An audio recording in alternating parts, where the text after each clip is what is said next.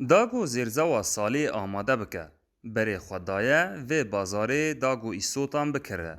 لجبر بلندبونا نرخ ایسوتان آنا خاتون ماتمایی مایه. آنا خاتون دا پیرکه جگندواری کوبانیه دبیجه. جبرگو مالبات و مزنه و سالانه 35 کیلو ایسوت دکری. و جبو دمسالا زوستانی آوا ایسوتان جه چه دکر. 340 اجدینه 340 واجی نرندن 325 دادنامه والله ما بها کرده برای حال ملتی تعبانه والما وانی کرنه و این دنس 20 سال ما وار بکن بازرگانن و بازار سرکه یا کسکایی او جی گازن جان دکن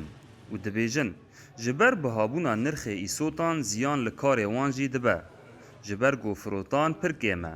بازرگان آشکره دکن گوهن بازرگان مزن کسکایا هریم جبو دروای هریم دفروشن لو ما نرخوی لبازار کوبانی جی بلند به 20 تون برشنا شون نراقي 6 تون شون نراقي بيفوز 6 سكوت ساري وا بيفوز نو 4 سكوتا ملت فقير پرته والله ته پسگه جمع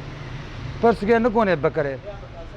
ام جي دخاسنو ام دفروشن پر جونا والله ويرم دسوي نوت كودي كريم دسوي چالي فرود بالمقابل شيء بالمقابل تاجر رويت 8 تونو 12 تونو درخ درب مراقب تنه تمون جمع تنه گواره سر دو بسگنه که ارزان بده گو ارزان بو کیسه کی شونی کیسه کی که دکیسو به ایشونی دکیسون که چور کیسون به هره کومیته بازار کسکایی دیار دکن گو چاندنی هریمی آهی سال تاوی گو سرکفتی بو لگلک پره لی هات خرچ کرن گو توخم و درمان به دلار امریکی هات کرین و هگر جبو دروای هریم نای و گهستن ده زیانک مزن لجودکاران ببه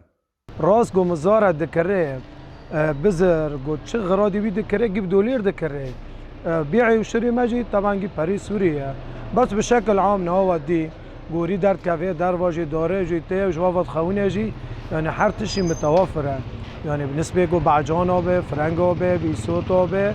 انو فواکه تشکه که ام بینا سیب هی جمعی منطقه بوریز تری تی متوافره يعني طالع موسم انه نو كمي هون زياده تري بس متوفره تهدين او بيفازا بشكل عام تهدين يعني لگور سالن بوری نرخ کسکایی به دلار امریکی پر ارزانه.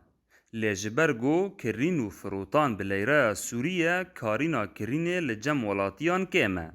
نامزه گو بهای لیره سوری لبرانبری دلار امریکی 4 قاتی نزم بویه. محمود بالی دنگ امریکا کوبانی